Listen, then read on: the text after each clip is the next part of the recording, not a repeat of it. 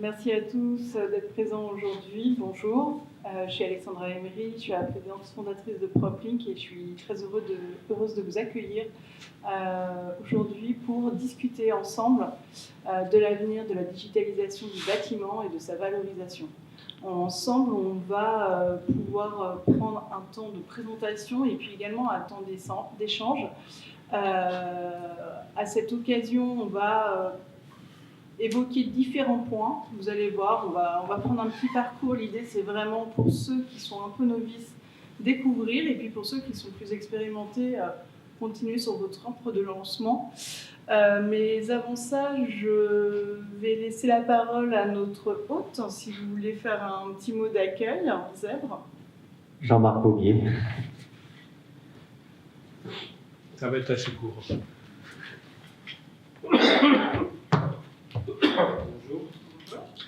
Bonjour. Celui-là. Non, moi j'ai le plaisir de vous accueillir au sein de l'entreprise Zèbre, que certains d'entre vous connaissent peut-être. Je connais Emmanuel et certains d'entre vous depuis maintenant quelques années. Je fais partie des gens, et l'entreprise essaye en tous les cas, d'être sur un terrain qui n'est pas encore complètement compris ni facile d'accès pour le monde de l'immobilier. Voilà, donc ça au moins ça nous réunit. Ce qui nous réunit aussi, c'est que cette entreprise a été créée maintenant, on va dire, il y a à peu près 8 ans, on a une petite quinzaine de personnes. On a développé une plateforme qui est donc destinée aux preneurs et non pas aux propriétaires et bailleurs. Donc moi je pense que ça va pas tarder, les propriétaires et les bailleurs. On en reparlera probablement tout à l'heure. Qui est capable de collecter à peu près des masses de données extrêmement importantes dans les bâtiments. Voilà. Donc on a pris le sujet par les preneurs et pas par les bâtiments. Pourquoi on l'a pris par les preneurs? Parce que, je veux dire, eux, ils avaient un vrai besoin de comprendre comment ils utilisaient leurs espaces, comment ils pouvaient rendre plus de confort à leurs utilisateurs et surtout s'ils n'auraient pas, à tout hasard, un peu trop de mètres carrés à leur disposition. Donc aujourd'hui, c'est une quarantaine d'entreprises. On a équipé par exemple le siège d'Air France à Roissy dans sa totalité, c'est Servier, c'est Malakoff, c'est, je ne les ai pas tous en tête, c'est le groupe Thales aussi. Et donc voilà où on en est aujourd'hui. Moi j'ai plein de choses à dire en dehors de l'entreprise, parce que moi je suis convaincu que ce monde-là présente toutes les caractéristiques de la rupture. Chaque mois on confirme. Voilà, c'est venu tranquillement. En 8-9 ans, on a vu ce marché commencer à évoluer. J'entendais ce matin à la radio quelques stats sur le nombre de transactions réalisées dans l'immobilier sur le premier trimestre. Je ne me rappelle même plus du chiffre exact, tellement il était très faible. Donc ce n'est pas une crise où tout le monde va s'en remettre tranquillement derrière, mais probablement un moment de rupture extrêmement important. Voilà. Donc, qu'est-ce que je peux vous dire d'autre? Donc la donnée, vous allez en parler, je pense que c'est ce qui vous réunit principalement aujourd'hui. Nous, on va la collecter dans des environnements extrêmement hétérogènes. On déploie des tonnes d'objets connectés, mais on récupère aussi de la donnée quand elle existe. On est capable de la fiabiliser au maximum pour redispatcher ça sur tous les usages. Voilà, donc on a plein de partenaires qui l'utilisent. Ça va de la réservation jusqu'à l'IWMS, sur tout ce qui a aujourd'hui besoin d'être alimenté par des logiciels. Juste pour fermer cette petite page de pub, je veux dire, on est très rapide à déployer. C'est-à-dire, pour vous donner un exemple, un projet comme Air France, parce que c'est un projet un peu emblématique qu'on a depuis 2-3 ans, c'est un gros morceau, le siège d'Air France à Roissy. C'est à peu près entre 10 et 15 jours de déploiement. On est capable de déployer à peu près 500 capteurs à la demi-journée. Voilà, et aujourd'hui, des projets comme Servier, leur laboratoire à Saclay, on a une dizaine de sources hétérogènes d'informations. Et puis, j'espère, juste pour finir cette longue introduction, que je pourrais vous annoncer dans quelques temps la signature d'un contrat avec le premier gros asset manager, un des 3 plus gros, on va dire, asset managers de France, où là, il y a 80 immeubles à déployer. C'est la première fois qu'ils s'intéressent vraiment à capter de l'information pour savoir comment leurs locaux sont utilisés. Voilà. Qu'est-ce que je peux vous dire d'autre? Pas grand-chose. Merci Jean-Marc. Non, tout est clair. Merci. Et puis, tu peux dire aussi que tu as rejoint la DG4C. Là. Ah oui, mais sinon je ne serais pas là. Ah. Tu ne m'aurais jamais invité. La Data Governance Alliance. Parce qu'effectivement, il est convaincu de ce sujet de la gouvernance des données dont on va parler. Alors juste un dernier truc, bon, l'intelligence artificielle, vous allez probablement en parler, mais bon, c'est quand même quelque chose qui me fait penser beaucoup à Internet d'il y a une vingtaine d'années. Hein. J'ai l'âge pour avoir connu le déploiement d'Internet. On est vraiment là, dans le début du sujet. On investit, pas nous forcément, mais le marché investit énormément d'argent. Là, on compte en dizaines de milliards les investissements qui sont faits à l'échelle de la planète sur le sujet. Tous les usages sont inventés, mais je vous garantis que dès qu'on va en inventer un, il va faire mal. Enfin, je veux dire, il y a énormément de sujets qui arrivent. Voilà. Bon, bah, merci, je vais vous écouter avec intérêt. Merci beaucoup. Donc aujourd'hui, en fait, nous allons passer cette petite heure ensemble. L'idée, c'est de pouvoir croiser les regards d'Emmanuel François, donc président de DG4SC, également Christian Rosier d'Urban Practice, Kaysé Joly, qui est la caution juridique. Donc c'est excellent d'avoir un avocat pour traiter de ces questions-là, de chez Ipsos France. Et puis Mathieu Machadou est président de Magma, qui est une société qui fait de l'agilité immobilière. On nous en dira plus tout à l'heure. Très rapidement, l'idée, c'est vraiment aujourd'hui d'essayer de confronter des visions.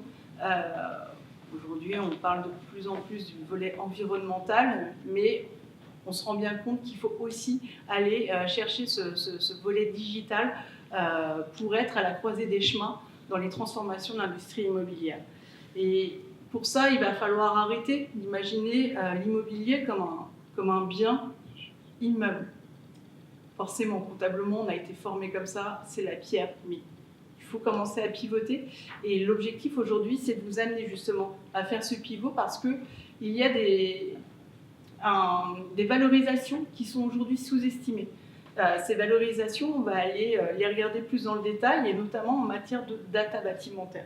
Quand on va placer 500 capteurs dans une demi-journée sur un site, c'est bien pour en tirer quelque chose. Aujourd'hui, cette partie-là de la valeur est un petit peu trop sous-estimée, et ensemble, on va se poser les bonnes questions pour voir comment imaginer l'immobilier de demain, alors qu'on est aujourd'hui dans une polycrise, qu'elle soit énergétique, environnementale, politique, bancaire, etc., eh bien, on se rend bien compte qu'il va falloir aussi aller créer et chercher de la valeur ailleurs. Pour ça aussi, il va falloir penser en mode écosystème. Et c'est pour ça qu'aujourd'hui, on a quelques acteurs qui viennent représenter ce nouveau marché émergent. 4 acteurs qui ont des visions particulières, spécifiques, mais ensemble, ils créent un écosystème. Et puis, enfin, eh bien, dans ce mode de fonctionnement qu'on a aujourd'hui, ce mode de fonctionnement en mode SaaS, en mode as a service, il faut aussi que l'on puisse imaginer la data comme un véritable service que l'on va pouvoir exploiter de cette façon-là. Donc, ensemble, on va pouvoir regarder différentes grandes notions. Mais pour ça, avant, j'aimerais qu'on se pose tous ensemble pour essayer d'imaginer, en fait, est-ce que d'un point de vue économique, environnemental, que ce soit technologique, sémantique ou sociétal, est-ce que la réponse va être dans la valorisation de ces datas bâtimentaires. Et pour ça, j'aimerais donc, Emmanuel, si tu le veux bien, nous donner ta vision sur cette grande base qui est la data bâtimentaire. Alors, tout d'abord, je pense que, comme l'a dit Jean-Marc, on vit une vraie rupture liée au numérique. Et en fait, il faut partir des usages, comme il l'a dit. Et en fait, nos usages ont changé complètement, diamétralement. On ne vit plus comme avant, on ne travaille plus comme avant, on ne se déplace plus comme avant, mais on ne commerce plus comme avant, on n'enseigne plus comme avant, on se loge peut-être même plus comme avant. Enfin, on voit bien que tous nos usages ont changé. Et qu'est-ce qui n'a pas changé aujourd'hui? C'est le bâtiment. Il est resté très figé, très statique, dédié à une activité. Et c'est plus possible, alors que le bâtiment représente plus de 44% de la consommation énergétique, près de 36% de l'empreinte carbone dégagée sur Terre, est également le plus gros actif immobilier, enfin le plus gros actif mondial, financier mondial. On voit bien que l'équation n'est plus du tout possible. Il faut effectivement que ça change. Et le numérique est un outil pour ce changement, pas que. Mais c'est effectivement fondamental. Et quand on dit numérique, effectivement, c'est la réponse à ta question sur la donnée. Ce que je veux dire aussi, c'est qu'il y a un enjeu, puisque ce n'est pas que le numérique, il y a un enjeu. Et Lynn Régnier, qui est dans la salle, elle vous dira que le numérique lui-même est un enjeu, puisque la consommation énergétique du numérique est exponentielle. On était, il y a quelques années, à 2-3%, maintenant on n'est pas loin de 10%. On parle même de 20% l'année prochaine. Et les prévisions, je crois que c'est 100% en 2040, c'est ça ? Ça va dépasser notre capacité de produire d'ici 2045. Voilà, c'est ça. Donc en fait, on voit bien que là, on est vraiment dans une situation qui n'est pas du tout maîtrisable. Et tu as parlé tout à l'heure de l'IA. En plus, on rajoute de l'IA, on voit bien que l'IA, c'est des data centers. Donc en fait, d'un côté, il faut effectivement changer les bâtiments pour qu'ils s'adaptent à nos nouveaux usages, en intégrant le numérique. Mais d'autre côté, il faut aussi que ce numérique soit durable et ne soit pas effectivement un élément qui va accélérer la consommation énergétique. Donc ça, je pense que c'est clé. Ce que je veux dire, c'est qu'en fait, sinon, c'est que on parle du bâtiment, mais c'est aussi la ville. Par rapport à ce changement d'usage, ce que je veux dire, c'est que notre costume, il est trop étriqué, ça ne marche plus. Et ça crée un vrai changement et un vrai désordre. Un désordre parce qu'en fait, on ne se reconnaît plus dans la société physique qui nous entoure et elle n'est plus adaptée, ce qui crée effectivement des problèmes aussi bien sociaux, économiques, environnementaux. Pour conclure, et je pense, j'ose le dire, le problème de l'immobilier, c'est sa nature d'être immobile, à mon avis.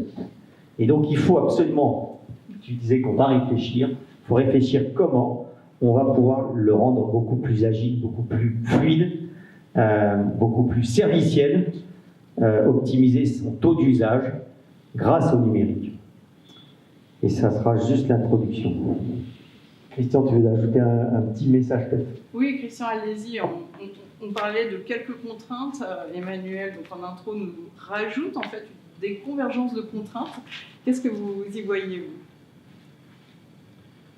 vous ? En fait, on observe quand même que on cherche la valeur d'usage dans les bâtiments pour mieux les partager. Actuellement, quasiment tous les gestionnaires d'actifs, tous les preneurs cherchent finalement à se dire quelles sont les surfaces que j'occupe, tu en as parlé, comment j'optimise mes mètres carrés. J'étais avec un ratio de 0,80, maintenant je passe à 0,70 en projection, 0,65, etc., de taux d'occupation cible. Donc il faut que j'aille. Certains me disaient il y a un an, on ne veut pas entendre parler du flex office. Un an après, ils disent on va faire du flex office. On le voit quand même. Il y a beaucoup de sujets qui sont vraiment prégnants. L'énergie est à toutes les sauces, fort heureusement. Il y a beaucoup de questions de comment je partage les espaces et donc comment je sécurise les contrôles d'accès. Voilà.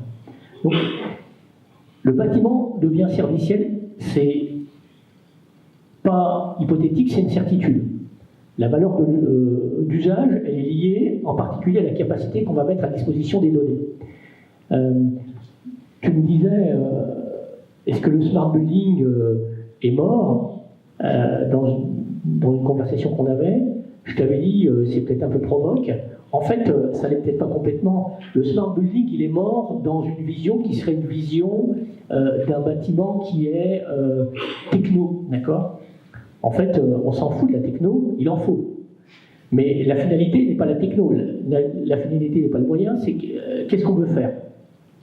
Et donc, nous, on est convaincus que les bâtiments qui auront une valeur, et qui ont une valeur aujourd'hui déjà, c'est les bâtiments qui sont capables de mettre à disposition de la donnée qui est structurée, qui est partagée.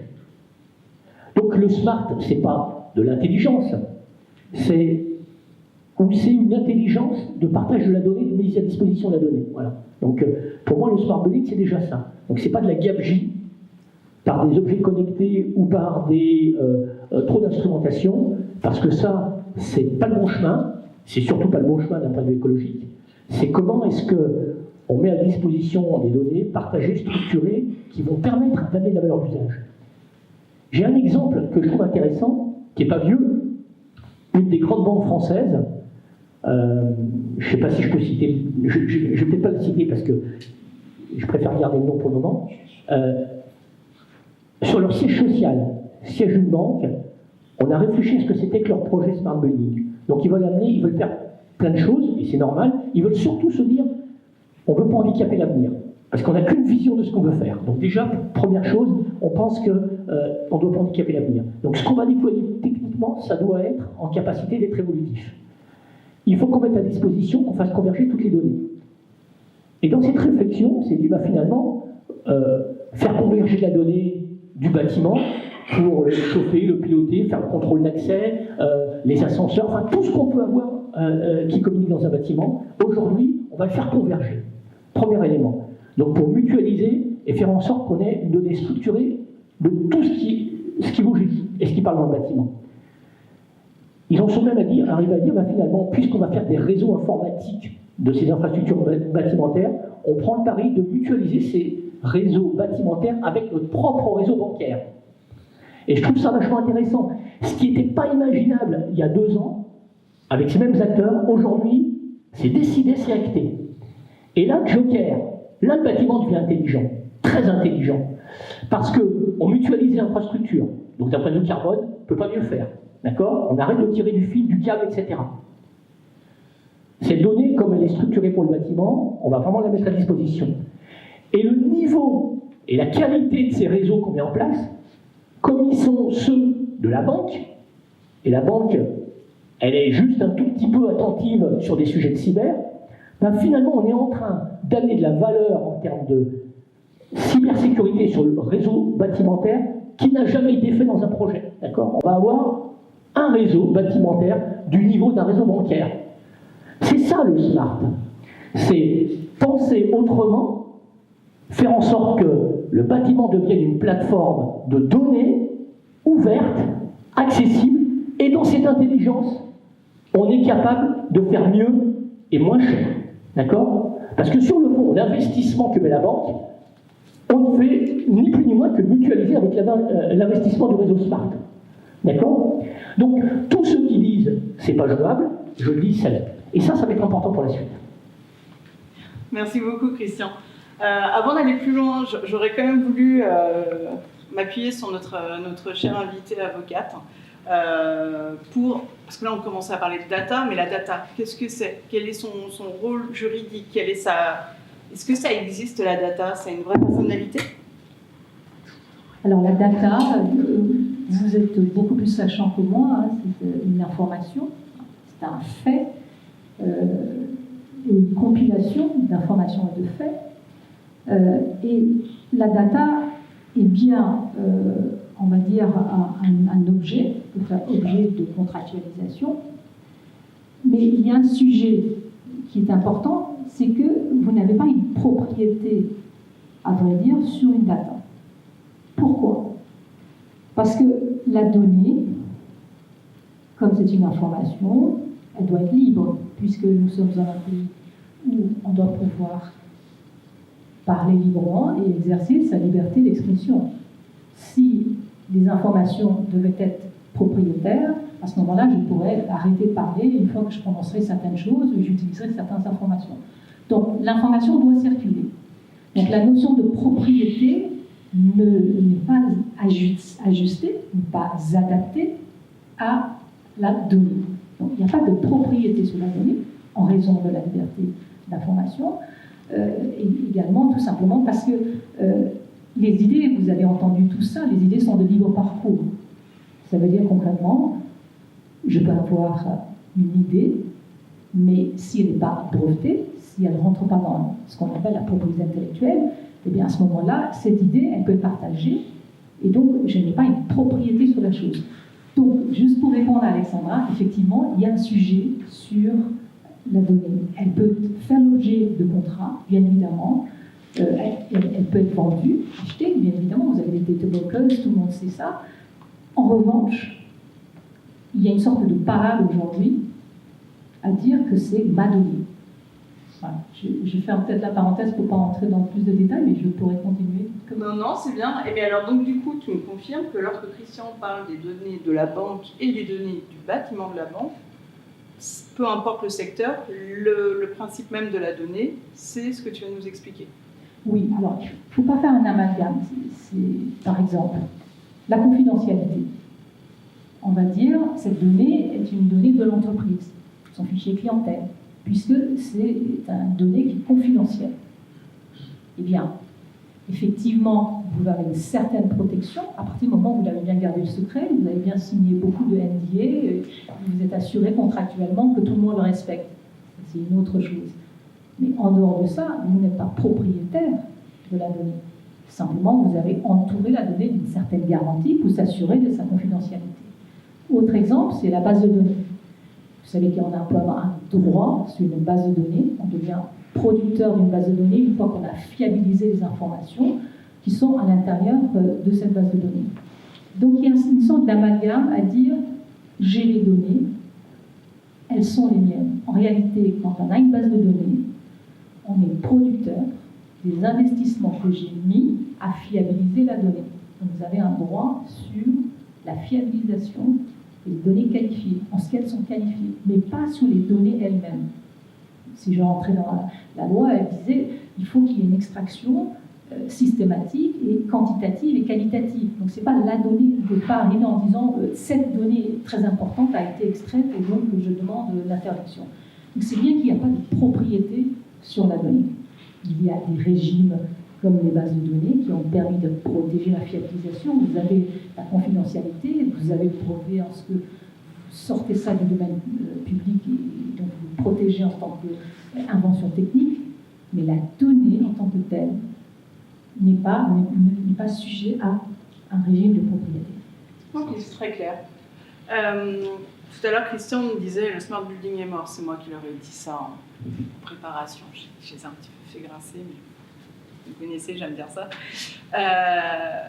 Ce terme de smart building, on en a parlé en intro. Est-ce que finalement, c'est pas ce mot chapitre français de bâtiment serviciel qui pourrait venir aussi répondre aux interrogations des moins sachants? Et quand on dit bâtiment serviciel, on parle de service. Qu'est-ce que tu en penses, toi, Emmanuel? Je vais juste citer un échange que j'ai eu hier avec, je crois, Jean-Marc Boguier, justement, qui me dit « Ce bâtiment a été vendu. Il a été vendu la moitié du prix qu'il a été acheté. La moitié. Pourquoi? Parce qu'en fait, bon, on est bien ici, mais en fait, il ne rend aucun service. Voilà. Il n'y a pas de gestion, ils n'ont aucune notion de la consommation énergétique, ils ne peuvent pas agir sur la consommation énergétique, ils ne peuvent pas agir sur la climatisation, ils ne peuvent pas agir sur la vitesse d'aération. Enfin voilà, il y a plein d'autres sujets. Et on voit bien qu'aujourd'hui, le bâtiment, il doit s'adapter complètement aux usagers et rendre un grand nombre de services. Et il est valorisé avec ses usages. C'est essentiel. Je commencerai ne serait-ce que par l'énergie. On voit bien que l'énergie coûte et va coûter de plus en plus cher. On voit bien, j'étais ce matin à une réunion chez Bouygues, on parle de lancer un réacteur nucléaire par an en France. par an.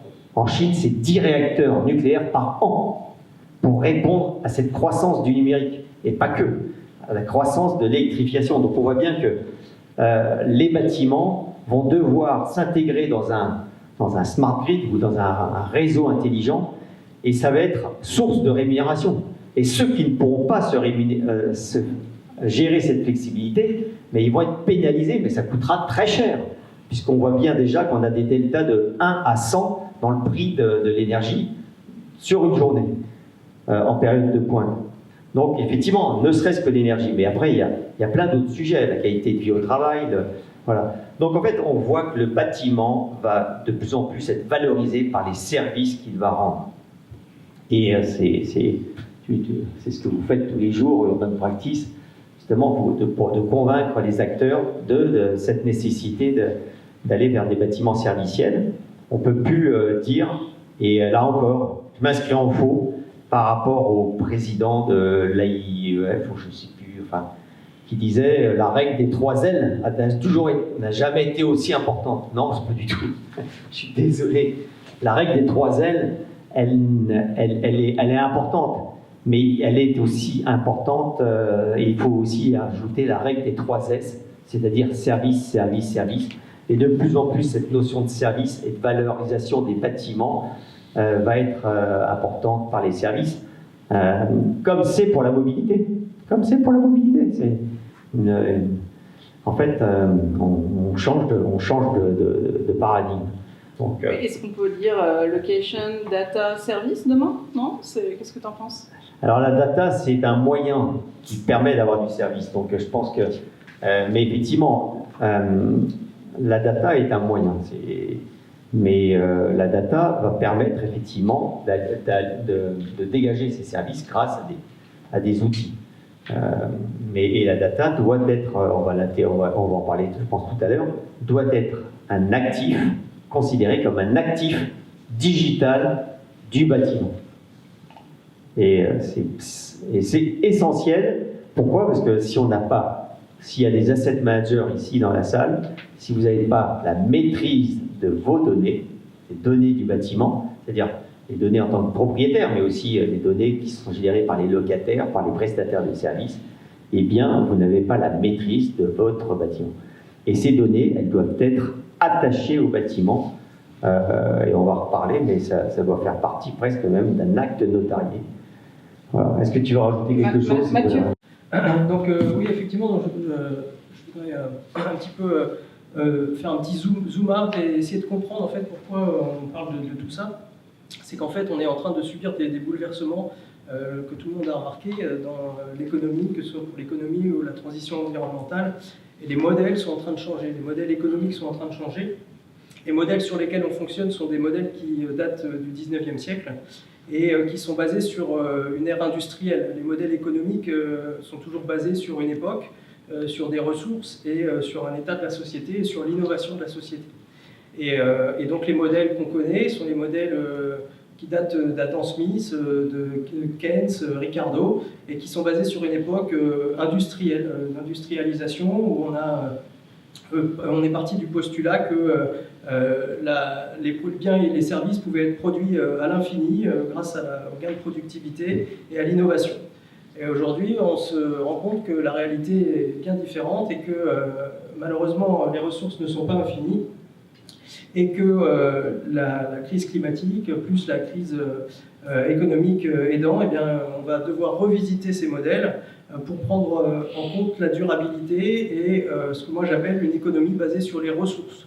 C'est-à-dire qu'il va falloir prendre en compte les ressources qu'on a et on va devoir produire beaucoup moins de choses, extraire beaucoup moins de matières premières pour produire beaucoup moins de produits et de services et par contre travailler avec l'existant.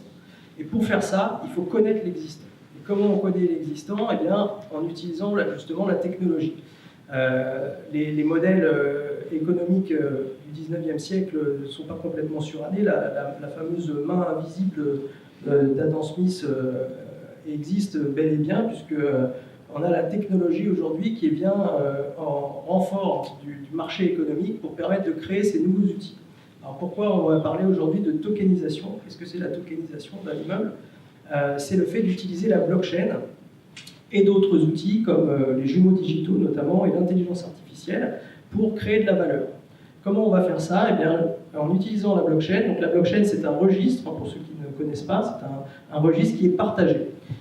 Ça veut dire quoi? Ça veut dire que l'information, elle est partagée entre des acteurs économiques qui ont déjà l'habitude de travailler ensemble, mais jusqu'à présent, ils utilisaient des serveurs isolés et ils traitaient la data en silo dans leurs serveurs avec leurs propres applications.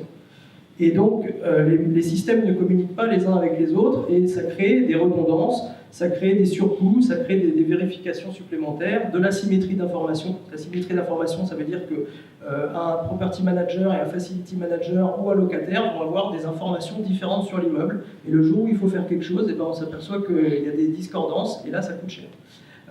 Donc, le fait d'utiliser un registre partagé, ça va permettre à tout le monde d'avoir accès à la même information. Et dès lors, les informations donc, rentrent dans ce registre est immuable. C'est-à-dire qu'une fois que l'information est dans le registre, on ne peut plus la corrompre.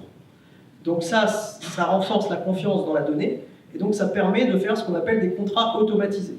Et donc tokeniser un immeuble, ça veut dire créer des poches de données, des capsules de données, des blocs de données, qui vont être partagés entre les différents acteurs pour faire tourner des contrats automatisés. Si A et B existent, alors C et D peuvent se produire. Et ça se produit tous les jours dans le monde réel, sauf qu'à chaque fois, il y a des vérifications et des systèmes qui doivent communiquer entre eux, et c'est assez coûteux parce qu'il faut vérifier à chaque fois l'information. Donc en travaillant avec un système blockchain, on va mettre en place des règles avec ces acteurs qui ont déjà l'habitude de travailler ensemble, d'échange des données. Et de dire, bah, si tu captes ta donnée de telle manière, moi ça me va, je peux faire mon contrat basé sur ce que toi tu as récupéré comme information. Mathieu, tu parles de quel acteur? Tu parles de nos notaires et de Alors, nos avocats? en fait, tous les acteurs de la chaîne. Donc, ce qu'il faut comprendre, c'est que cette approche, couplée avec l'utilisation d'un jumeau digital, ça va permettre de prendre en compte toute la durée de vie de l'immeuble. Dès la conception de l'immeuble, en fait, on a déjà certaines informations qui vont servir par la suite de l'immeuble. Vous avez l'adresse, vous avez la configuration des étages, le nombre d'étages, la destination de l'immeuble, est-ce du bureau, de l'habitation. Donc tout ça, c'est des informations dont vous allez avoir besoin tout au long de la durée de vie de l'immeuble, mais à chaque fois que quelqu'un va vouloir cette info, il va devoir rechercher cette information. C'est pas normal, c'est une information qui est objective, tout le monde devrait l'avoir. Il y a certaines mêmes informations publiques, comme l'historique des baux, l'historique des transactions. Toutes ces informations-là, elles doivent être de facto données à la personne qui traite l'immeuble. Et quand l'immeuble change de main, il ne devrait pas avoir à refaire tout le travail de recherche et de due diligence sur l'immeuble. On devrait tout savoir au fur et à mesure, et cette base de données, elle devrait s'enrichir au fur et à mesure de la vie de l'immeuble.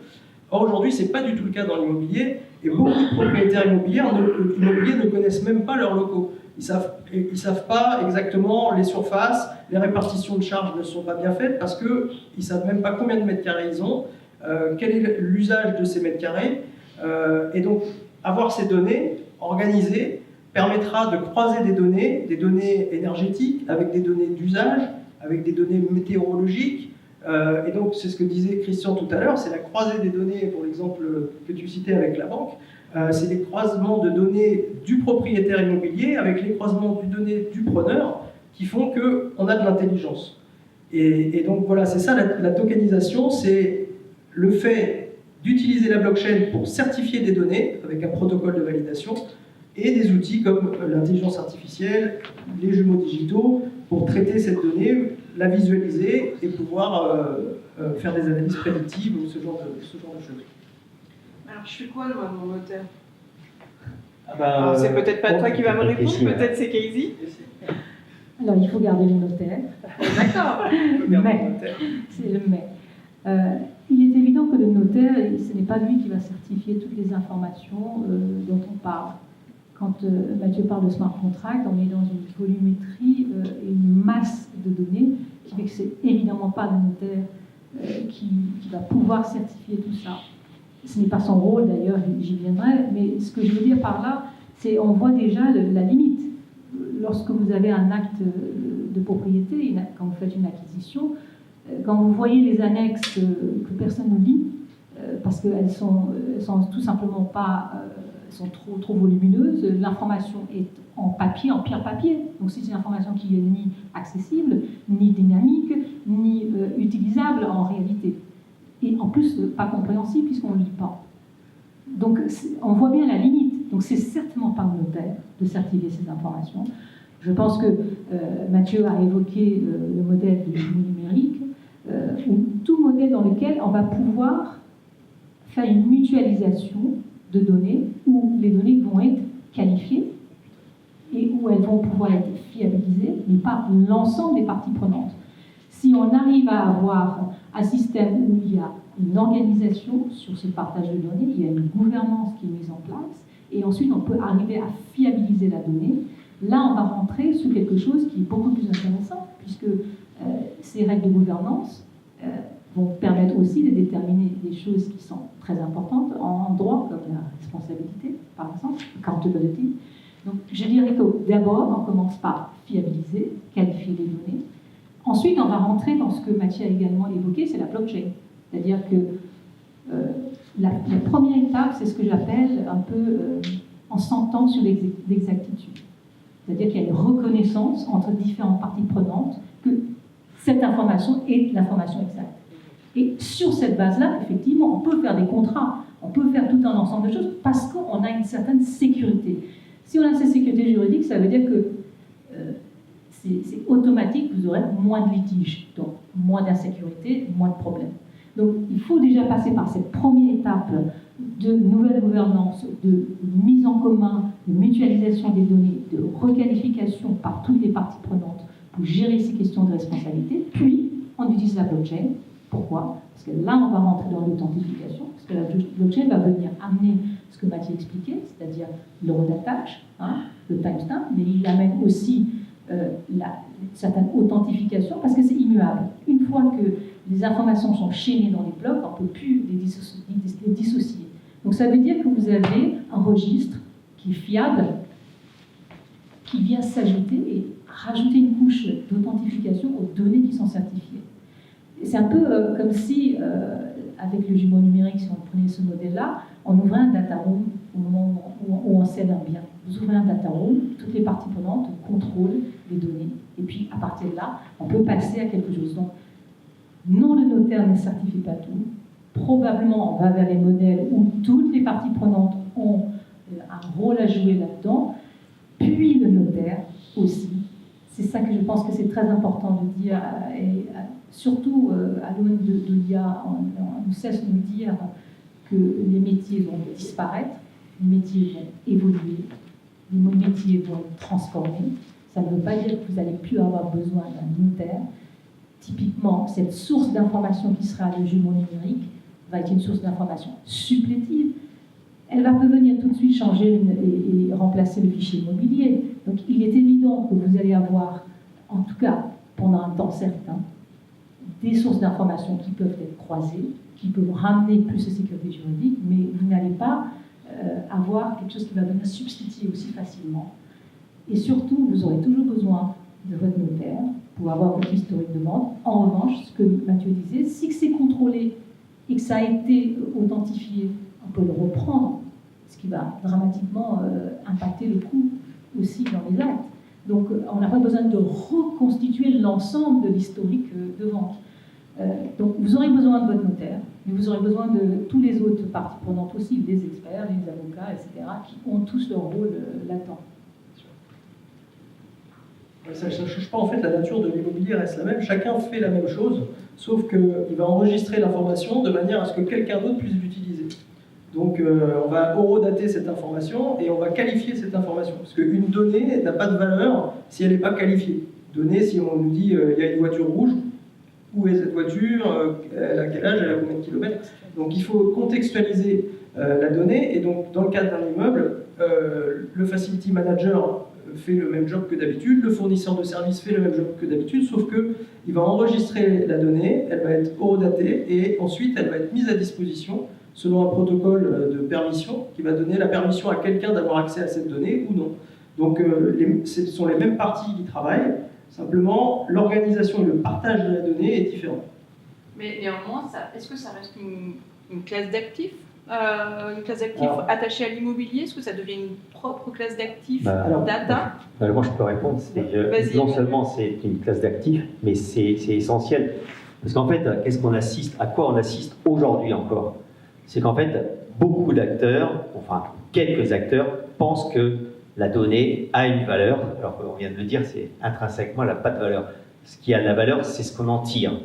Mais ils pensent qu'effectivement, c'est en ayant l'accès aux données exclusif, ils vont pouvoir effectivement tirer de la valeur du bâtiment et vendre cette valeur de l'exploitation de la donnée aux gestionnaires du bâtiment, aux propriétaires, aux locataires. Et là, c'est une grave erreur fondamentale. Pourquoi? C'est ce qu'on vient de dire tout à l'heure. Il y a un enjeu numérique. Parce que la conséquence de ça, c'est qu'on reste en silo, puisqu'il n'y a pas de partage de données, et qu'en fait, on oblige tous les acteurs à déployer des systèmes, de l'IoT, enfin des objets connectés, des infrastructures numériques, etc., pour aller chercher cette donnée. Et ce qui fait qu'en fait, on va avoir la même donnée dans le cloud de X prestataires de services ou X acteurs, parce qu'en fait, on n'a pas cette notion de partage de données ou de data room dont parlait effectivement Casey. Le Data Act est passé par là. Peut-être que tu pourras en parler, mais en fait, globalement, le Data Act promulgué en novembre 2023 va favoriser et exige le partage de la donnée et veut générer une économie autour du partage de la donnée et une économie de la donnée. C'est essentiel. Ce qui veut dire que ça va mettre à bas un certain nombre de modèles économiques de grandes entreprises qui pensent que demain, l'avenir, c'est le modèle SaaS. Le modèle SaaS, c'est pas forcément ça. Le modèle, c'est de vendre des services autour de la donnée, mais une donnée qui est partagée, orchestrée. Et c'est fondamental, c'est ce qui est en train d'arriver. D'où effectivement l'importance d'avoir ces fameux data rooms, ou c'est data room où on va pouvoir partager de la donnée. Et je pense que Christian pourra bien mieux en parler que moi.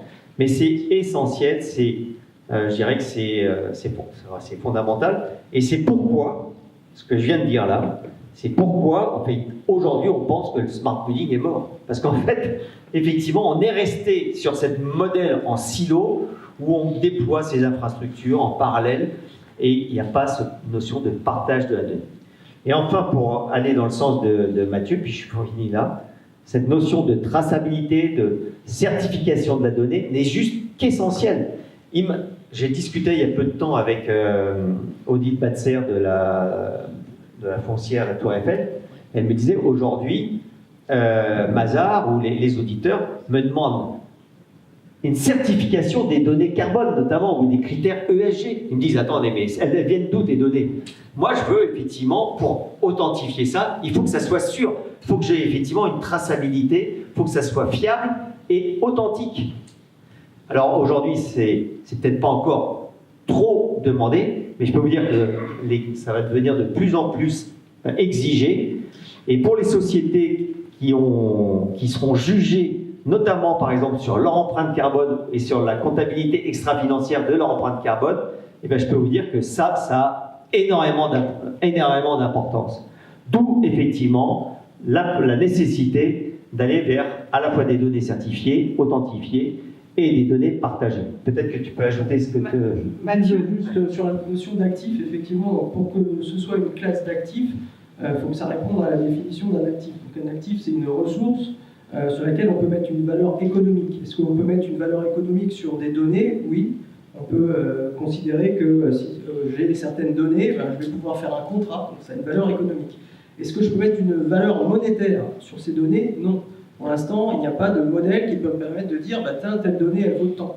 Et c'est ça le challenge, c'est ça que la technologie va permettre de réaliser, notamment la blockchain, grâce aux NFT notamment, qui vont permettre de mettre une valeur en face de certains blocs de données. Et donc, avant que ça devienne une classe d'actifs, il faut déjà pouvoir être capable de quantifier et de mettre une valeur en face de certains blocs de données.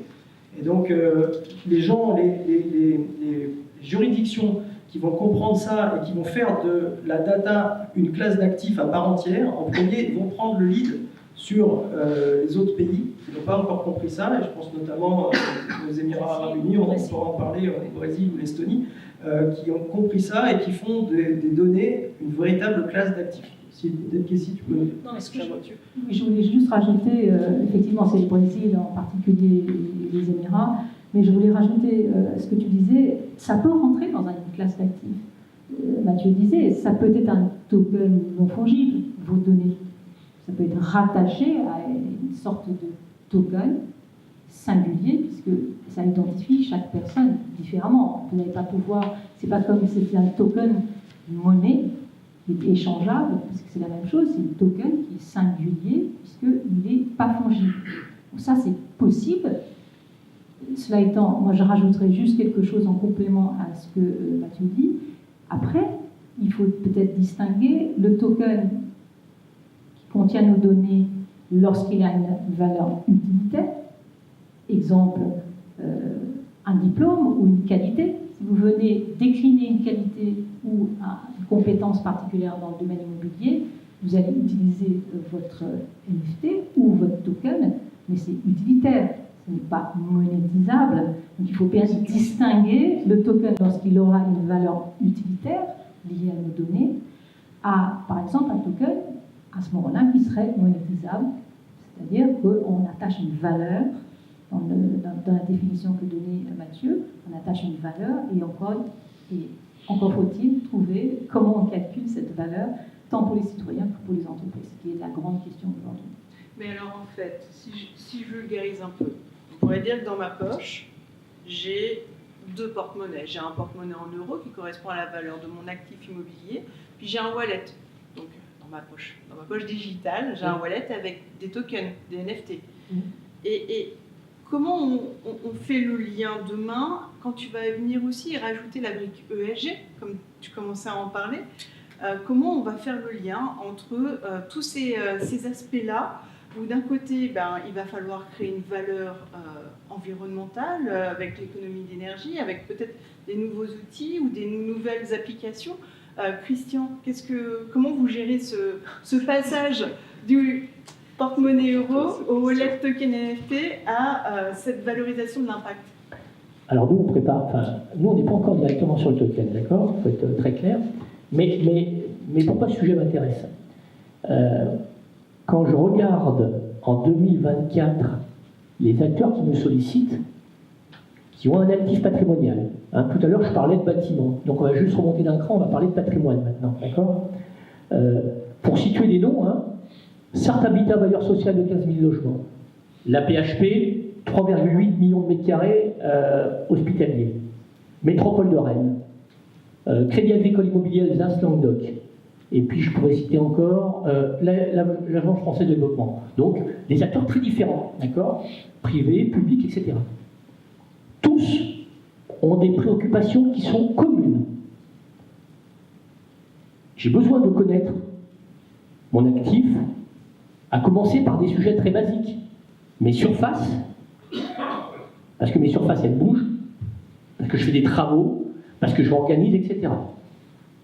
J'ai besoin de savoir sur ces surfaces qui les occupent. La PHP, c'est sa préoccupation première en ce moment. Monde hospitalier, c'est quand même étonnant. On pourrait penser que la cardio ne change pas beaucoup dans sa zone. C'est pas vrai, ça bouge. Première préoccupation. Ils sont en train d'investir et numériser leur patrimoine pour cette raison-là. Ils ont besoin de connaître, derrière, tous les contrats qui sont associés. Qui est l'exploitant mainteneur de cette surface? Bien souvent, ils ne le savent pas. Entre je suis propriétaire, des fois, discussion de la semaine dernière avec un autre acteur Ville de Paris, on a fait des interventions sur notre patrimoine. En fait, c'était pas nous d'intervenir parce que c'est même pas nous qui avons le contrat d'exploitation. Mais c'est pas grave, voilà. On en est juste là, quand même. Ils ont besoin de savoir s'ils sont conformes aux obligations réglementaires. Et puis derrière, on pourra rajouter des sujets comme l'énergie. Quand on voit sur ces sujets qui paraissent des sujets très simples, du quotidien, la première préoccupation de ces acteurs, c'est comment je construis un référentiel de ma connaissance immobilière patrimoniale qui est partagée par tous. D'accord? Comment je construis un référentiel de la connaissance patrimoniale et immobilière partagée par tous. Et alors après, là j'ai cité quelques exemples, selon tel acteur, je vais avoir des préoccupations qui sont diverses. Et donc, ça, ça devient aujourd'hui quelque chose d'évident pour ces acteurs-là, c'est une préoccupation et qu'il faut qu'ils construisent un système d'information qui va permettre. Là où je rejoins un peu ce sujet de la tokenisation, c'est qu'une fois qu'on va aider ces acteurs à construire quelque chose qui leur permette de partager de la donnée, je dis bien partager de la donnée avec des métiers qui sont très diversifiés, internes à l'entreprise, mais aussi externes avec tout l'écosystème des acteurs qui interfèrent, on aura juste, entre guillemets, le problème de savoir comment on maintient à jour de manière sécurisée, fiable, cette donnée. D'accord ? Comment je sais que on a changé l'arrêté d'affectation de tel preneur parce que voilà. Comment je sais que quand j'ai modifié, j'ai fait des travaux de rénovation dans mon programmation, j'ai changé les surfaces, que ça c'est mis à jour et que c'est fiable. Et c'est là où je pense que même si on construit une convergence des systèmes d'information partagés par tous, on aura besoin d'outils complémentaires. Mais ce qui est vraiment intéressant, c'est que ça, c'est juste une préoccupation qui est énorme. Aujourd'hui, vous allez voir n'importe quel gestionnaire d'actifs, il n'y en a personne qui vous dit que ça, c'est pas sa préoccupation. Parce que jusqu'à présent, il avait son système RH, son système financier, son système de paye, mais il n'avait pas grand-chose pour gérer son actif et son immobilier. On vient de rentrer une commande avec un acteur du luxe, grand acteur du luxe que je n'ai pas le droit de citer. Première question que je pose à la directrice de l'immobilier, en Europe, vous avez combien de bâtiments, combien de surfaces, et quelles sont les surfaces où vous êtes propriétaire, quelles sont les surfaces où vous êtes locataire? Je suis désolé, monsieur, je ne peux pas vous répondre. Ça paraît basique. Mais ça, c'est une monnaie courante. Juste une monnaie courante. Alors là, c'est le début du chapeau. Et quand vous commencez à dire, attendez, donnez-moi les surfaces parce que j'ai besoin de savoir combien je loue, etc. Celui qui dit, moi je maîtrise des surfaces, je peux vous dire qu'il est très fier. Très très fier. Il lève le doigt et dit, je suis premier de la classe. Donc voilà. Et parce que c'est ça l'histoire. Donc on va être capable, grâce au digital, de construire cette convergence. Ce qu'il va falloir, c'est aussi derrière pouvoir aider à la maintenir.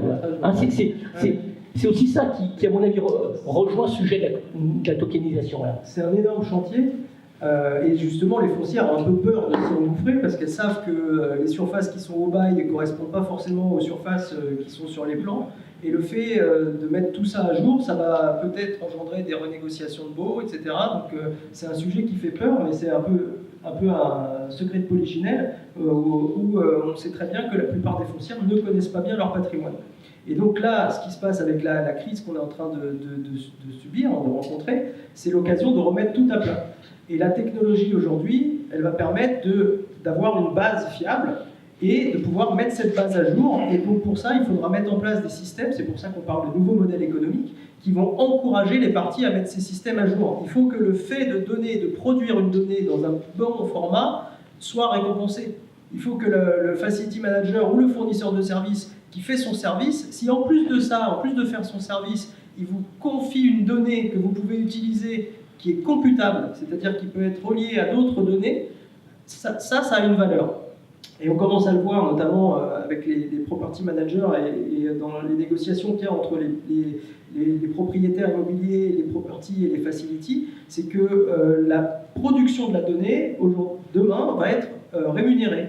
Et donc on va rentrer complètement dans ces nouveaux modèles qui sont la production de données contre une valeur. Et donc pour ça, les tokens, en fait, c'est à ça que servent les tokens. En fait, quand vous entendez parler des cryptocurrencies, sont en fait la valeur des données qui sont échangées dans des networks d'entreprises qui fonctionnent ensemble et qui donc valorisent ces données. Mais je suis très surprise, Mathieu, parce que là, tu viens de parler de PMFM, tu viens de parler de propriétaire, et tu as oublié un métier au milieu, l'asset manager. Tu veux dire qu'en fait, le PM et le FMR, demain, vont prendre beaucoup plus d'ampleur parce qu'ils gèrent le token, la data, oui. et finalement, l'asset manager, lui, va rester sur l'immobilier et l'euro. Oui, parce que l'asset manager, aujourd'hui, il a beaucoup plus de contraintes liées à la donnée, justement, qu'il y a quelques années. Il y a quelques années, il devait juste se soucier de à combien il allait relouer ses locaux, parce que le marché était porteur, parce que les taux d'intérêt étaient bas, parce que l'argent coulait à flot.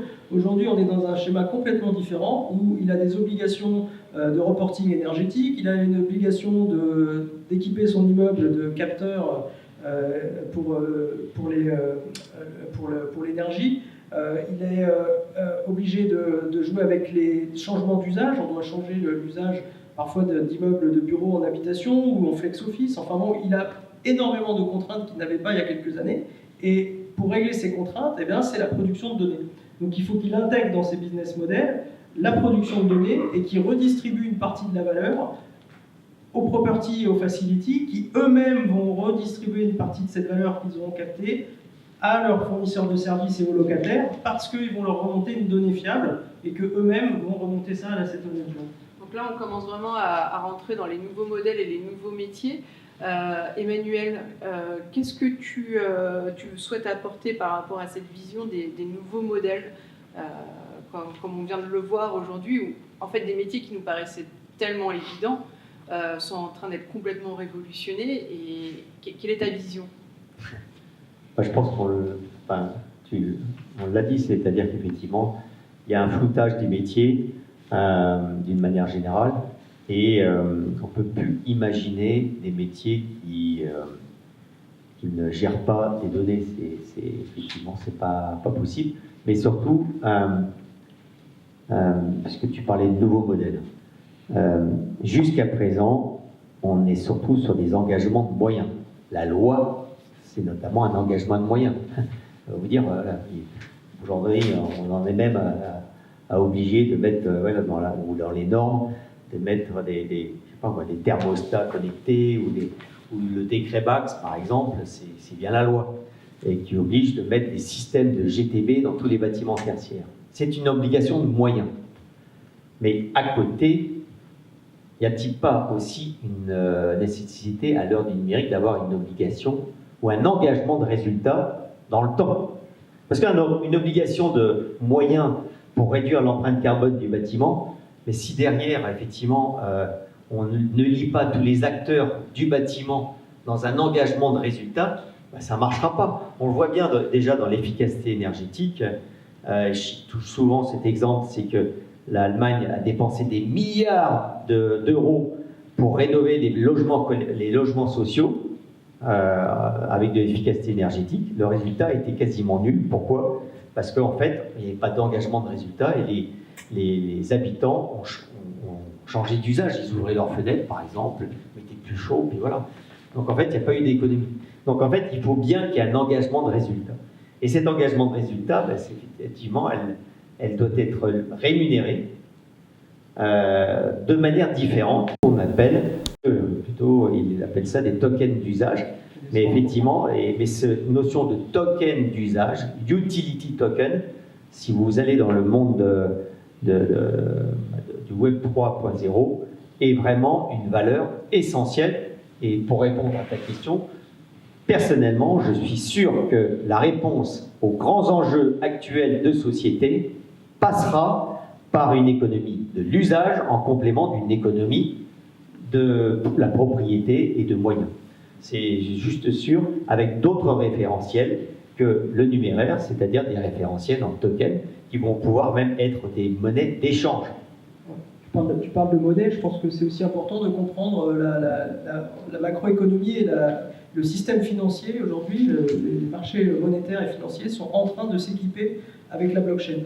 C'est-à-dire que tous les grands investisseurs institutionnels, les banques, aujourd'hui ont compris que l'utilisation de la blockchain, ça permet de faire des transactions beaucoup plus rapides et beaucoup plus fiables qu'avec le système monétaire et financier traditionnel. Et ça permet aussi d'automatiser des paiements. Si vous faites par exemple des green bonds, des obligations vertes, vous allez prêter de l'argent à condition que certaines conditions soient réunies, et bien la blockchain, ça permet de programmer un paiement si des conditions sont réunies, justement par des contrats automatisés.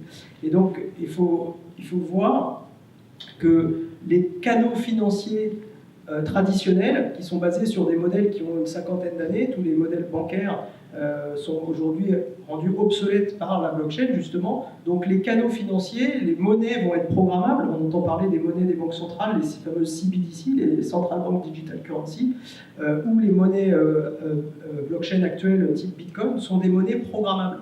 C'est-à-dire que c'est du code qui permet d'envoyer des paiements si des conditions sont réunies. Donc il faut avoir cette idée en tête que les financements de demain vont peut-être venir de ces nouveaux moyens, dont la blockchain. Et aujourd'hui, le marché actuel crypto, c'est 2,5 trillions de dollars. Et les prédictions pour 2030, dont des grands cabinets comme Boston Consulting Group, prévoient que le marché sera de 16 trillions d'ici à 2030. Donc c'est énorme, il faut bien que ça vienne de quelque part. Surtout que de ces 16 trillions, 60% c'est de l'immobilier. Ouais. 60%. Mais pourtant, quand je vous écoute parler de ça, moi je me dis, on parle de crypto, on parle de token, il y a une certaine volatilité du marché, en tout cas en tant que non-sachant. Comment je me projette, moi, avec cette valeur bâtimentaire sur un bâtiment qui existe et c'est ce marché que je ne connais pas, que je ne maîtrise pas. Où sont les marchés? En fait, il ne faut pas faire l'amalgame. Là, on parle de tokens d'usage qui sont liés au bâtiment. Ça n'a rien à voir avec ce qui se passe sur les cryptos. D'accord. Il faut distinguer les types de tokens. C'est totalement différent. Par contre, ce qui est essentiel, c'est qu'on voit bien que, tu l'as dit, on va de plus en plus vers des actifs numériques, digitalisés, et donc des monnaies numériques. Le bâtiment ne va pas échapper à ça. Au contraire, pour fluidifier le marché de l'immobilier, on va aller vers effectivement une tokenisation financière de l'immobilier. C'est en train de se passer dans certains pays, et puis ça vient même chez nous. Cette tokenisation financière, ça veut dire quoi? C'est qu'en fait, on va tokeniser la valeur financière d'une SCPI, d'un immeuble. Ouais, mais c'est-à-dire qu'un immeuble de la société qui détient cet immeuble. Voilà, en fait. Voilà. Mais donc on aura des jetons de cette société. Par contre, et c'est là où ça ne peut marcher que si effectivement, quand un asset manager va avoir une valeur numérique d'un bâtiment, il faut qu'il soit sûr des actifs, de la valeur des actifs. Et donc ça veut dire qu'il faut qu'il soit sûr des données qui sont, et si on parle de consommation énergétique, si on parle de taux d'usage, si on parle que sais-je, de qualité de vie au travail, il faut que toutes ces données elles soient sûres.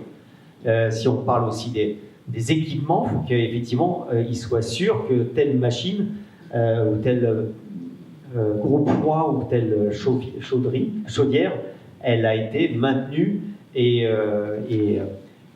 qu'on connaisse exactement tout ça. Donc ça, il faudra qu'il y ait une certitude au niveau des actifs qui constituent ce bâtiment. Et c'est donc la condition nécessaire pour qu'effectivement on puisse ensuite passer à cette tokenisation financière du bâtiment. Et pas l'inverse. C'est pas l'inverse. C'est essentiel. Et donc, ça, c'est une distinction importante. Il y a en fait dans la tokenisation, il y a deux parties. Il y a une partie basse qui est la partie du bâtiment. Donc là, on va sécuriser les données du bâtiment. On va se connecter aux différents systèmes de l'immeuble, on va prendre les parties prenantes et on va s'assurer que c'est bien elles qui rentrent telle information. Ça, c'est la partie bâtimentaire. Et donc c'est là qu'on utilise le jumeau numérique. Le jumeau numérique, voilà. Dans ce cas-là, on va utiliser le jumeau numérique comme base d'information. Et la tokenisation financière, c'est là où il y a beaucoup de solutions qui commencent à naître et qui veulent tokeniser les flux financiers de l'immeuble. Donc là, on va prendre la structure de détention, il faut que ce soit une société par action, et on va tokeniser ces structures de détention, et donc on va distribuer aux gens qui achètent le token les revenus de l'immeuble, moins la dette, moins les coûts opérationnels de l'immeuble. Et donc ça, c'est la tokenisation financière. Donc il faut bien distinguer les deux, Et pour revenir sur ta question, Alexandra, sur la volatilité, on ne va pas utiliser les mêmes tokens pour tokeniser un immeuble que pour tokeniser les parts d'une société. Si on veut spéculer sur la société, on va utiliser ce qu'on appelle un security token. Donc c'est un token qui va être basé sur la valeur de l'actif, mais aussi sur le futur de cette valeur. Et donc là, il peut y avoir de la spéculation. Mais par contre, sur l'immeuble, on va plutôt travailler avec des tokens stables qui sont adossés sur une monnaie. Et donc la régulation, notamment MiCA, la régulation européenne qui rentre en vigueur en 2025, elle parle de asset-backed tokens. Donc c'est des tokens qui sont backés par des actifs du monde réel. Donc là, c'est beaucoup plus stable que les cryptos qu'on connaît. Ok, c'est très clair. Casey, je te laisse le mot de la fin avant de me tourner vers la salle. Alors c'est gentil, mais je voulais juste réagir deux choses par rapport à ce qu'Emmanuel disait. Si on veut aller vers le token financier et les questions de valorisation, ça veut dire qu'il va falloir déterminer la valeur en temps réel. Déterminer la valeur en temps réel, vous allez devoir avoir des données qui sont fiables et en temps réel. Ça, la boucle est faite. Deuxième chose, on parle beaucoup d'intelligence artificielle. Alors comment on va intégrer l'intelligence artificielle dans l'immobilier si les datas ne sont pas clean, si les datas ne sont pas fiables? Comment vous allez faire la maintenance prédictive si vos données sont fausses? Donc vous voyez bien que ça, c'est extrêmement lié et sont liés nécessairement à la valeur du bâtiment. Ouais, donc il va quand même falloir se former, il va falloir faire évoluer les métiers, enfin voilà, il y a des choses à faire. Est-ce que vous avez des questions? Oui? N'hésitez pas à vous présenter quand même.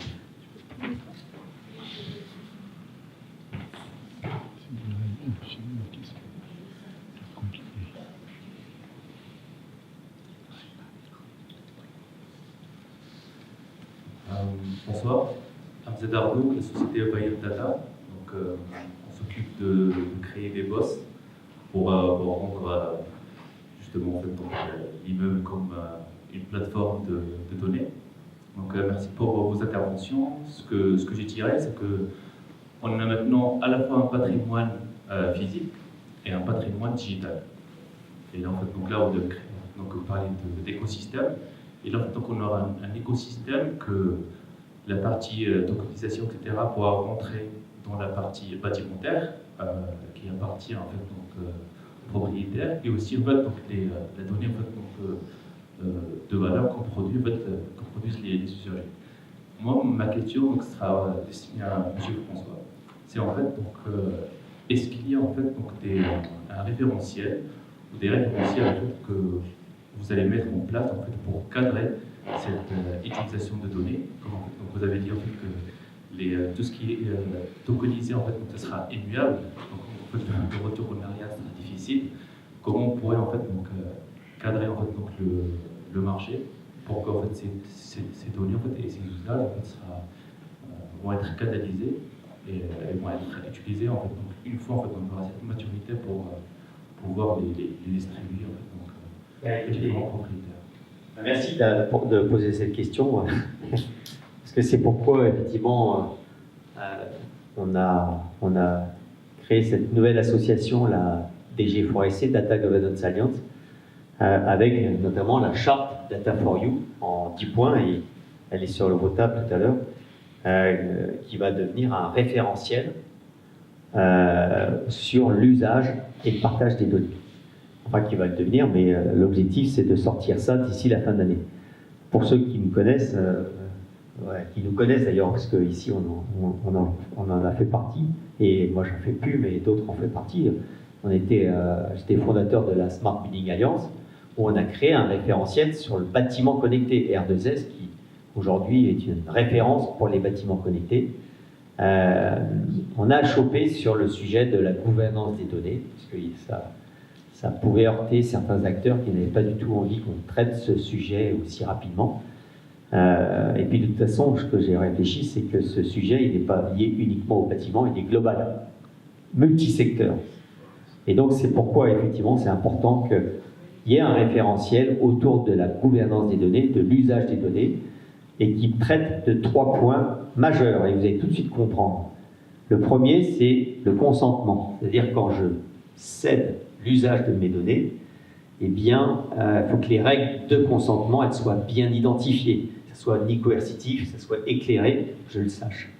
Ensuite, c'est le contrôle, que je garde le contrôle de mes données, que demain, si je veux récupérer les données et arrêter un contrat de service avec un tel, eh bien, que je puisse porter ces données ailleurs. Donc, c'est la portabilité, c'est la maîtrise de ces données pendant toute la durée du contrat.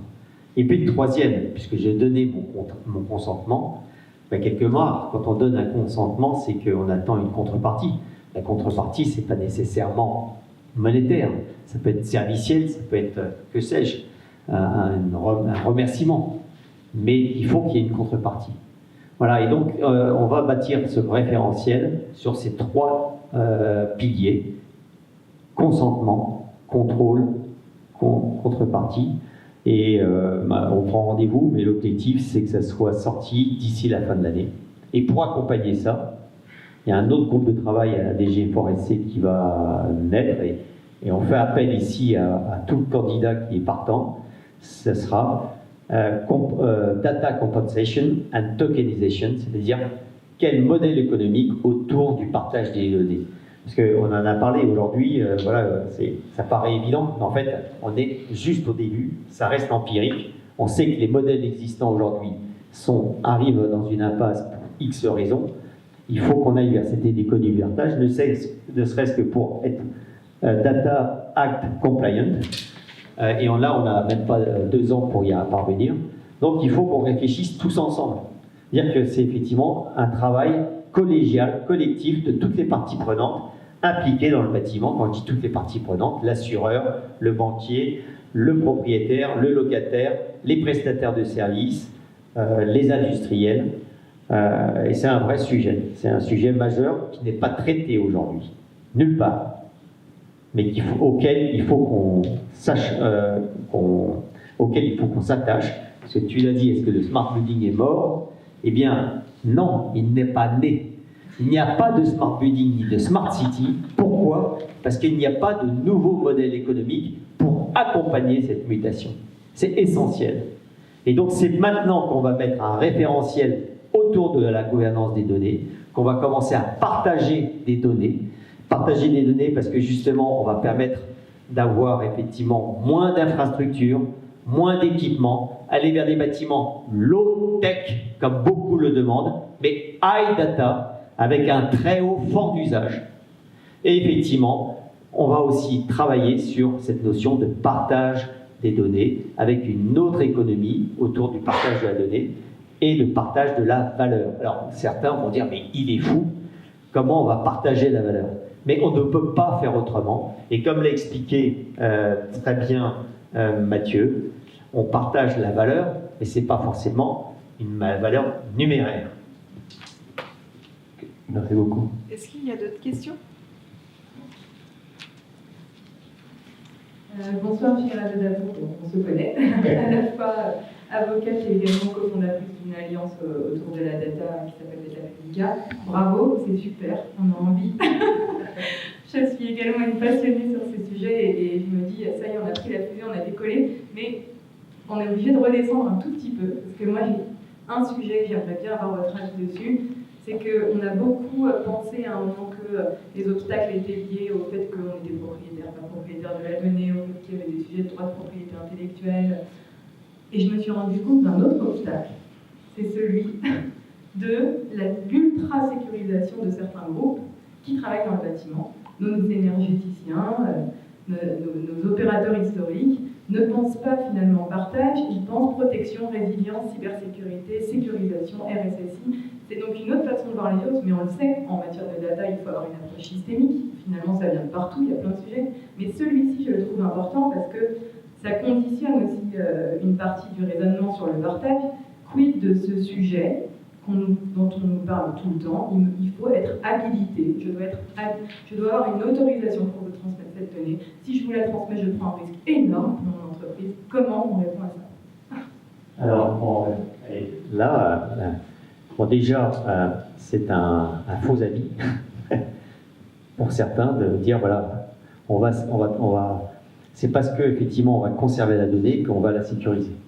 Ça, c'est effectivement un prétexte. Au contraire, et ça, on a discuté il y a peu de temps encore avec Jean-Noël Gazlin, qui est le président de Exatrust, et président aussi de Wallis. Il est complètement d'accord qu'on ne peut pas dissocier la gouvernance de la donnée de la cybersécurité. Et enfin, si effectivement on va vers cette mutualisation des infrastructures, des équipements, et donc cette notion de partage de la donnée, eh bien si on a moins d'équipements, moins d'infrastructures, ça sera beaucoup plus cyberproof, parce que plus on a d'équipements, plus on a de données.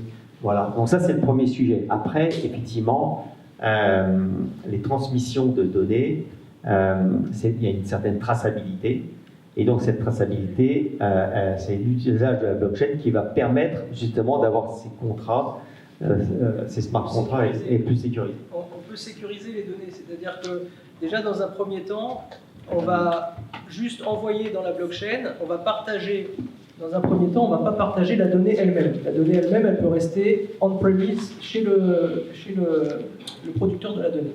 Ce qu'on va partager, c'est la preuve de cette donnée. C'est-à-dire qu'on va envoyer dans la blockchain une preuve que telle donnée a été enregistrée tel jour à telle heure.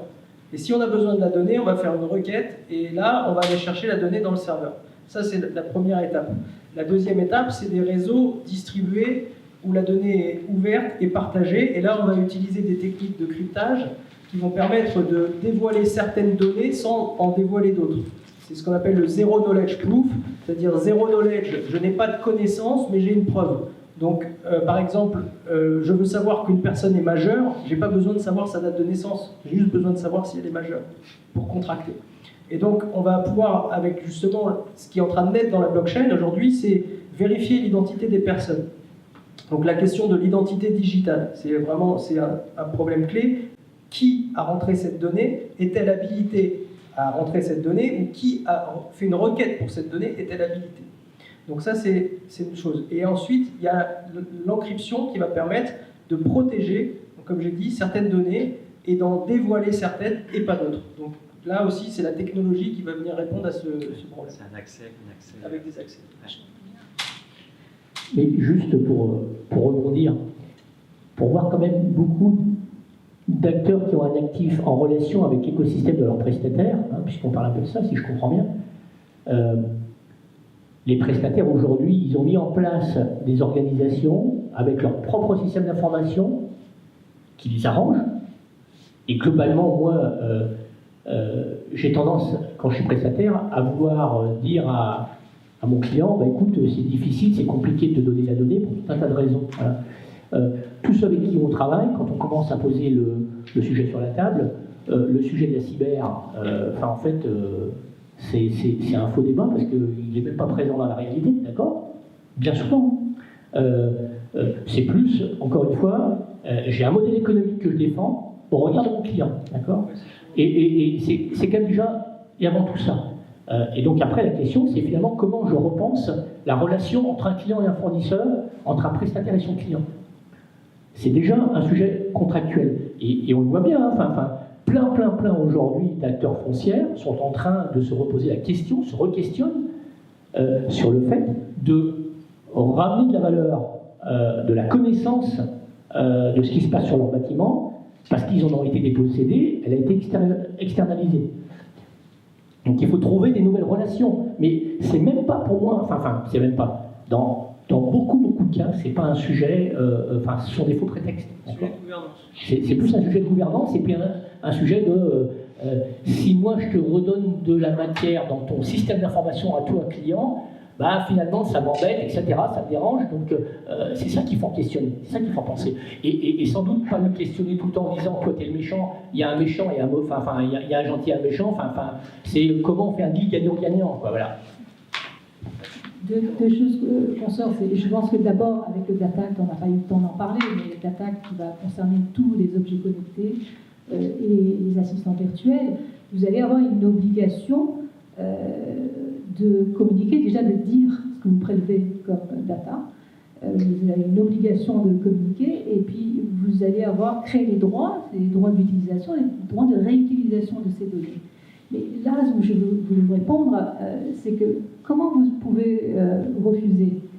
eh bien, l'attaque ne prévoit pas beaucoup de possibilités, certainement pas l'excuse des cyberattaques et donc de la question de la résilience. Vous avez très peu de moyens pour refuser. Vous avez le secret d'affaires, mais il est entouré dans des contraintes très importantes, parce que vous devez démontrer un niveau de dommage extrêmement élevé, et vous ne pouvez même pas opposer votre droit de base de données.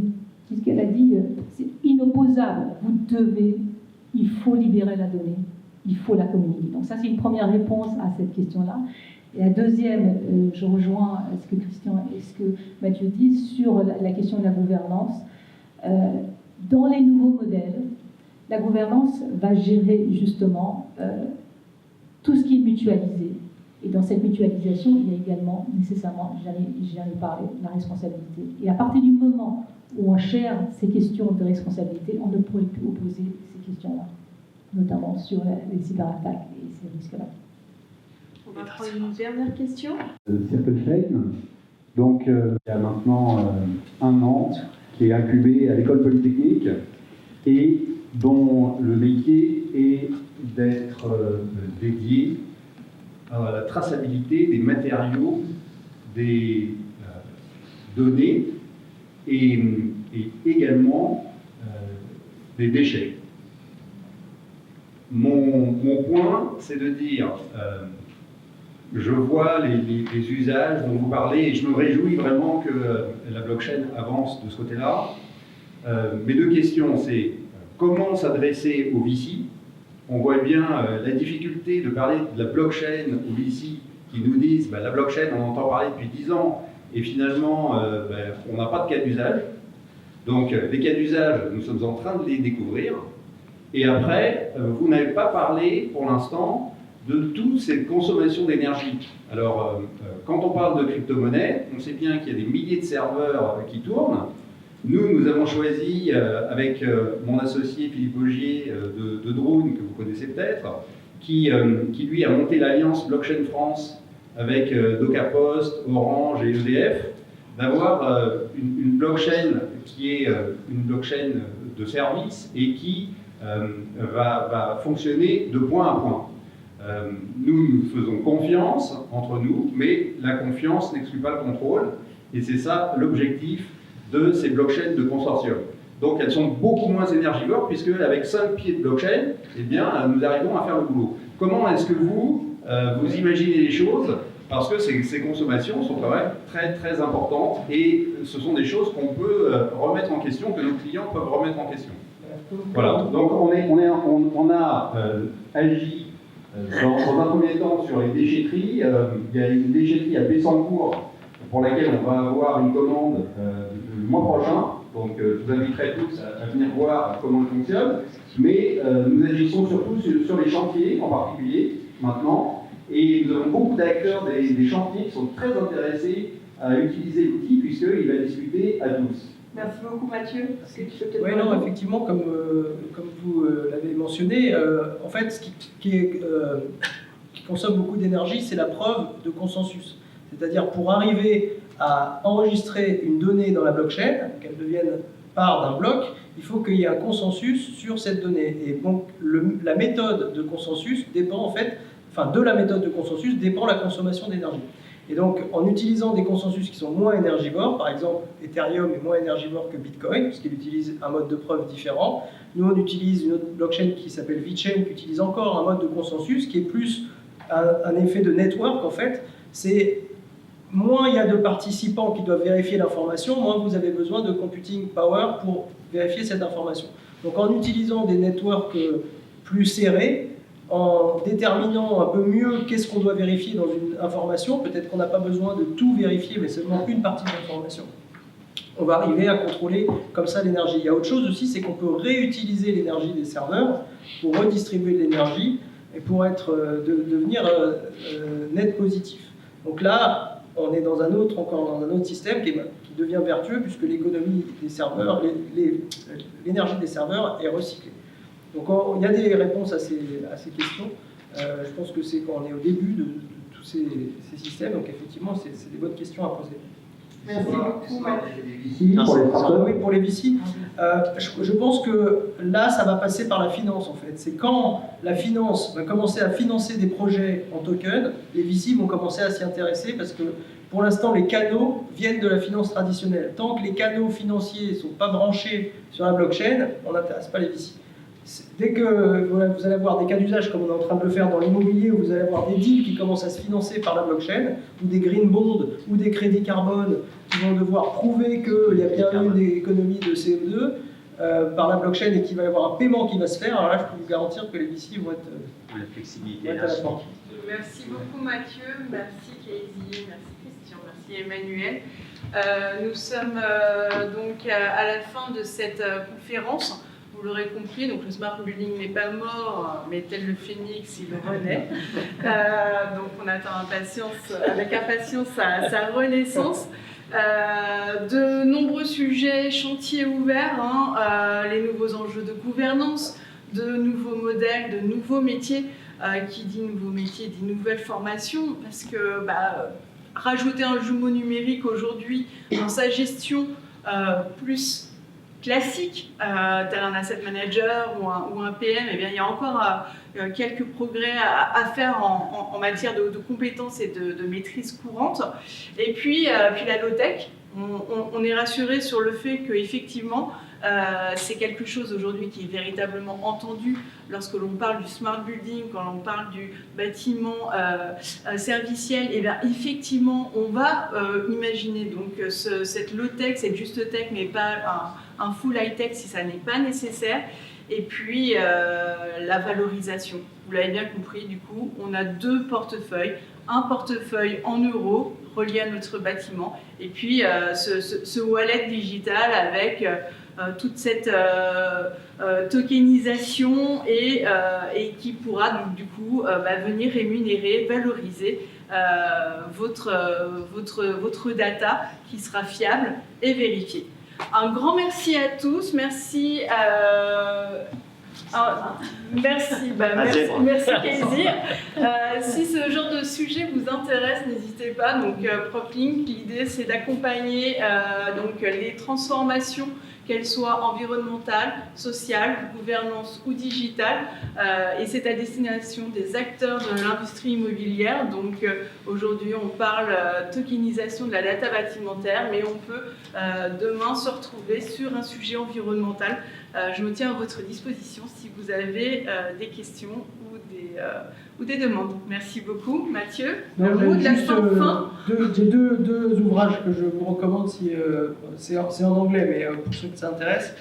Token Economy, c'est un must pour comprendre effectivement cette nouvelle économie basée sur les tokens. Et Web3, Charting the Internet Next Economic and Cultural Frontier, qui est un très bon ouvrage. Donc si vous voulez prendre des photos, merci à tous.